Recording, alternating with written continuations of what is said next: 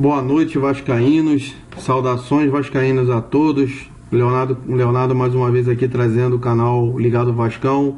Notícias sobre o nosso Vasco. Hoje tivemos a vitória de Eurico Miranda no Conselho de Beneméritos do Vasco. Já era esperada essa vitória, até porque não tinha outra chapa escrita para concorrer com ele, Silvio Godoy, que formava a única chapa do Conselho de Beneméritos. Por isso que ele estava tão certo da vitória, porque somente ele, como presidente, Silvio Godoy como vice, se candidatariam a esse cargo, né? Infelizmente, enquanto o Eurico estiver dentro do Vasco, muita coisa o Vasco não vai conseguir, né? O Eurico é muito mal visto pelo mercado, pela televisão, nós todos já sabemos disso, que ele fez da época do SBT e tudo mais, que a Globo não gosta dele. Isso em certa parte acaba prejudicando o clube, tá? Além disso, o HD ainda daquela questão da urna 7, que tinha sido apreendido e que ia ser devolvido, não vai ser mais devolvido até ser visto novamente por uma delegacia de defraudações, né? E a equipe, o Vasco já entrou com outro recurso para reaver de novo esse HD. Só que quem entrou já foi a equipe do Campelo. Aí aquela situação que eu falo para vocês, que isso mostra que Campelo e Eurico são situação e não oposição, né? O Brent veio a público semana passada, agora no final da semana passada, falar que o Campelo, que ele mais queria era cargo. Ele queria que uma porrada de vice-presidências fossem ocupadas por ele ou por alguns dos pares deles, para tomar conta, teoricamente, da gestão Júlio Brent. E eu concordo com isso. Eu vejo que o Campelo foi muito baixo ao acontecer aquela situação. Eu entendo que isso, infelizmente, não adianta ficar chorando o que aconteceu. O Brent foi ingênuo, perdeu a eleição na ingenuidade dele. Infelizmente, o que já passou, passou. E quem sofre é o Vasco. Hoje o Vasco está cheio de jogadores entrando na justiça. Ontem mesmo tivemos a entrada da justiça do Rafael Marques, zagueiro, e do Damian Escudeiro. Escudeiro, só para vocês se lembrarem, foi o presente de Natal de 2016. Um presente muito indigesto e caro. Custou ao Vasco cerca de 800 mil reais para sair de graça por conta de dívida, que já chega a 1 milhão de reais. Não estou dizendo que o Escudeiro está errado em entrar na justiça, até porque ele já não recebe desde setembro. Só que um jogador que passou um ano praticamente parado, machucado, e quando jogou não fez absolutamente nada pelo clube, deveria botar um pouquinho a cabeça no lugar, tá? Poderia ter feito um acordo com o clube e ter saído pela porta da frente, não pela porta dos fundos como ele fez. Provavelmente o destino do Escudeiro deve ser o Vitória da Bahia, clube que já estava querendo ele numa negociação com o Chiesa, que acabou fracassando. Hoje o Chiesa foi apresentado no Botafogo. Para mim, um excelente reforço para o Botafogo. E o Vasco perdeu mais uma disputa no mercado. Como outras disputas o Vasco perdeu. O Vasco tinha interesse sim no Henrique Almeida, perdeu para um clube da segunda divisão turca, perdeu o Chiesa para o Botafogo. E quantos mais o Vasco vai perder no mercado por conta dessas situações agora recentes de entrada na justiça de jogadores. Nenhum jogador está vendo o Vasco com bons olhos para entrar no clube, né? O Erley é do Curitiba, um clube que caiu. O Henrique Almeida era do Curitiba, um clube que caiu. Não dizendo que o Vasco está indo pegar a filial do Curitiba, não. Mas o Vasco recentemente fez negócios com o Curitiba. A questão do Thiago Galhardo e do Erley recentemente foram dois jogadores que estavam lá, tá? Não estou dizendo, o Thiago Galhardo estava emprestado a um clube japonês, se eu não me engano, mas era do Curitiba. Então assim, eu falo para vocês o seguinte: o Vasco, ele tem que pensar. Eu sou um cara que sou de uma época em que vi Vasco jogar com Sorato no ataque, fazendo um gol lá no Morumbi, calando a equipe da torcida do São Paulo. Vasco campeão de 89, brasileiro. Eu sou de uma época que vi o Vasco com grandes jogadores como Juninho Pernambucano, Ramon, Felipe, Pedrinho, Juninho Paulista, Edmundo, Romário, Euler, quantos e quantos, Viola, Donizete, Luizão, quantos jogadores eu vi jogar no Vasco, quantos esquadrões o Vasco formou, aquela virada histórica contra o Palmeiras na Mercosul, que fica na memória de todos os vascaínos, é um pouquinho mais antigo, né? Eu tenho 35 anos, já vi o Vasco com grandes esquadrões, com grandes times. Também vi Vasco horrível, com times péssimos. Um time que o Vasco tinha Valdir Papel, o time que o Vasco tinha Bote Bóvio, um ataque terrível. São coisas assim, são fases que a equipe do Vasco passou e que parece que o Vasco retroagiu. Ele apequenou-se com o tempo, graças aos seus dirigentes. Não que o Vasco seja pequeno, o Vasco é gigante. Só que os seus dirigentes fizeram para o mercado o Vasco ser pequeno. O Vasco no mercado hoje é muito mal visto pelos jogadores, sendo um clube mal pagador. E isso foi colocado, vamos dizer assim, nos últimos meses intensificado, com a saída do Eurico, com a briga política entre Brent e Eurico, depois o Campelo agora entrando. O Campelo, nesse início de trabalho dele, está pegando um pepino bem grande na mão, né? Diz, nas entrelinhas falam, né, um repórter chamado Rodrigo Campos, se eu não me engano ele era da Bradesco e já foi também, se eu não me engano, da Manchete FM, né? Mas ele falou sobre que o Vasco estaria negociando com a Nike, tá? Para o Vasco negociar com a Nike, a Nike precisava fazer uniformes para o Vasco em tempo hábil de estreia em campeonatos e injetar os 8 milhões de dívida, de multa rescisória da Diadora. Acho mas muito difícil para agora o Vasco fechar com a Nike. Essa negociação pode ser uma negociação que está embrionária para 2019, aí eu acredito. Mas para 2018 o Vasco deve continuar com a Diadora, até porque a Nike precisa de um tempo para produzir os uniformes do Vasco. E para produzir os uniformes do Vasco, ela precisa ter um contrato assinado com o Vasco. E para isso o Vasco precisa rescindir com a Diadora. E aí o Vasco fica naquele impasse. Como é que ele vai manter, né, o elenco com uniforme se vai romper com uma patrocinadora? Então fica uma coisa difícil, né? Acho difícil, não acho impossível. Com relação à política, essa questão do HD, o Brent falou muito em eleição direta, que ele ia cobrar no conselho. Eu acredito que essa questão do HD seja mais para culpar, se houve alguma fraude, os responsáveis por essa fraude, até judicialmente, criminalmente, do que propriamente ter uma nova eleição. Até a própria equipe da Sempre Vasco falou hoje que é muito remota a chance de uma nova eleição. Nas palavras do Brent, ele fala assim, deixar a diretoria agora trabalhar. Então assim, eu vejo que vai haver assim, um tempo de trégua, mesmo com o acontecimento recente da traição do Campelo. Vai ter um tempo de trégua, sabe?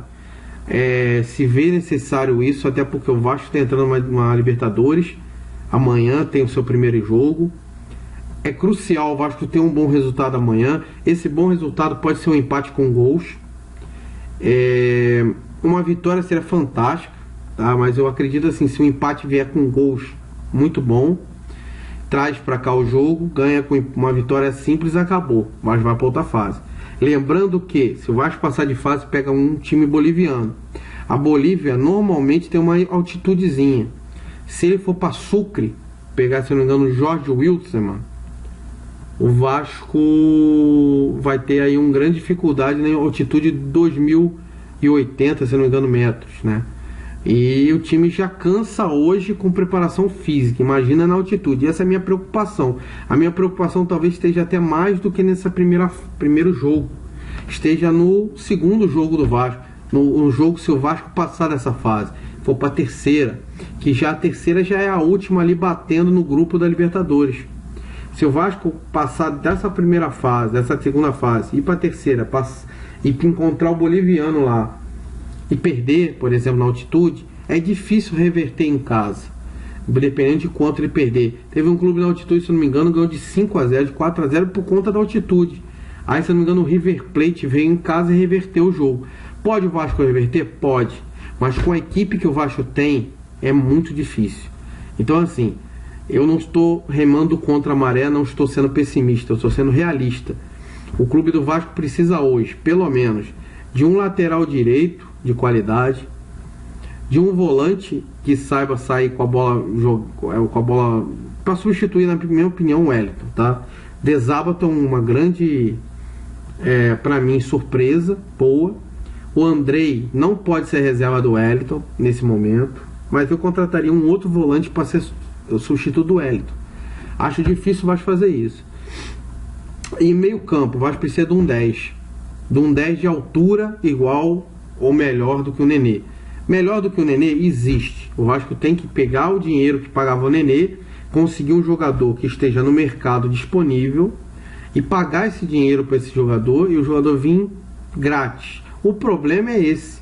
O Vasco hoje não tem dinheiro para investir, tipo, vai no Sevilha e pega o Ganso, mas aí o Sevilha vai querer uma compensação financeira em cima do Ganso.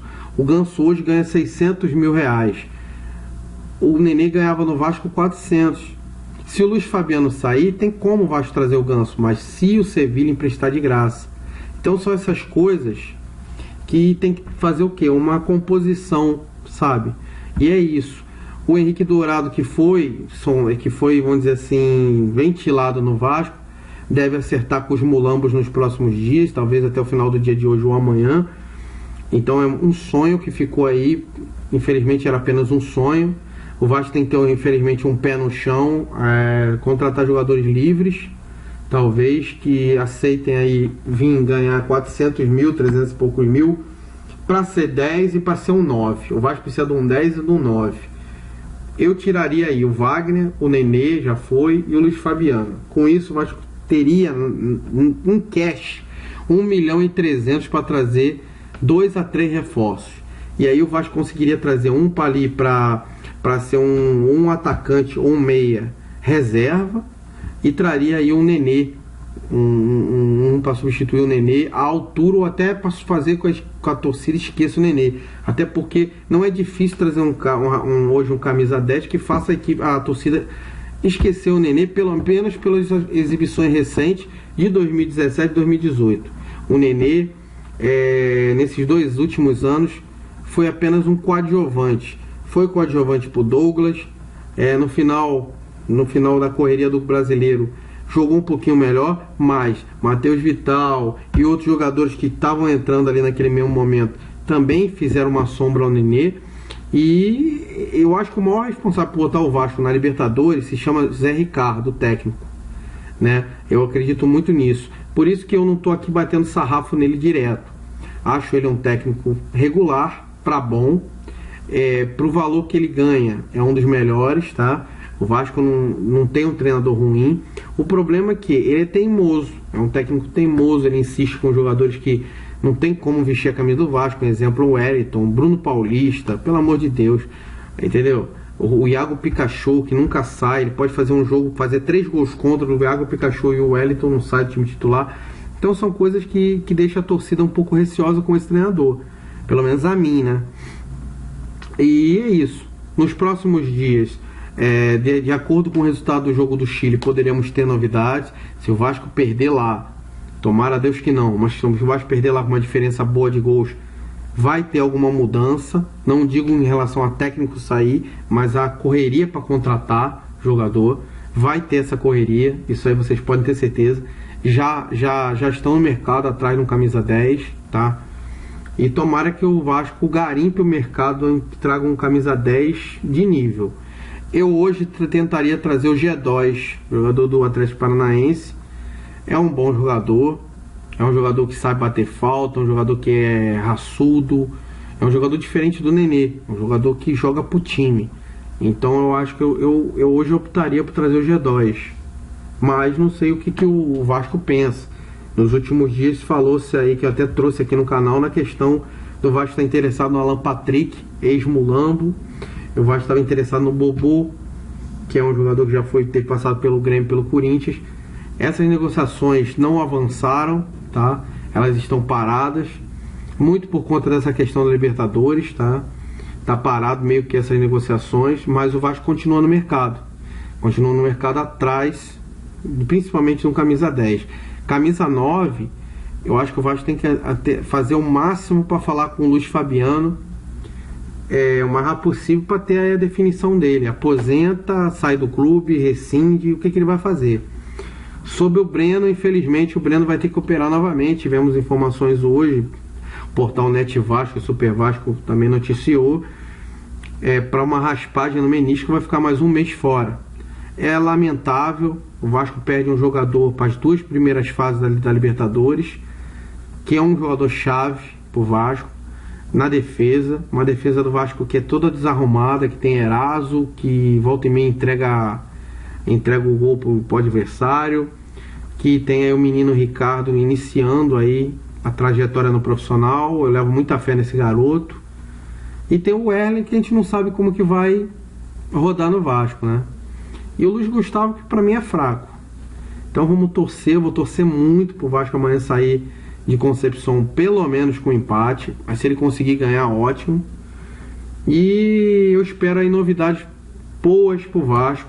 Acho que é o momento do Vasco pagar os seus jogadores, evitar novas saídas, evitar que a imagem do clube fique mais manchada no mercado e também fazer um esforço para trazer jogador depois de pagar os atrasados dos atletas. Tem que trazer jogador.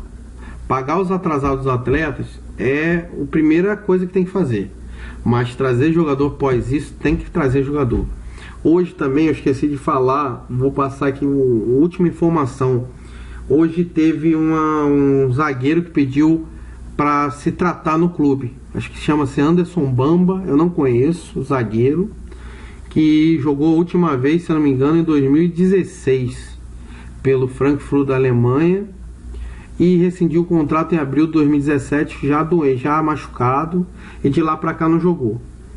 Se ele vai assinar com o Vasco, pode ser como pode não ser. Só que ele tem 30 anos, é um jogador já que vem de lesão. Eu não assinaria, tá? Eu acho que o Vasco precisa sim de jogador pro meio e pro ataque, tá? E pra zaga, a falha foi do Vasco de renovar com o Breno, sabendo que o Breno poderia operar, né? Afinal de contas, todo mundo que opera com esse médico, René Abdala, tem que operar de novo. Exemplo, o Luiz Fabiano tem que operar de novo, o Breno tem que operar de novo, tem alguma coisa errada, né? Por que tiveram que sair para operar com esse médico e por que esse médico, toda vez que operam com esse médico, dá problema para os jogadores? É uma coisa de se pensar. Eu penso muito nisso, não sei o que pode estar acontecendo. Sei que o Vasco foi muito prejudicado, vai ser muito prejudicado no mercado cada vez mais com essa saída de jogadores. Rafael Marques já foi falar que o Vasco tem que ser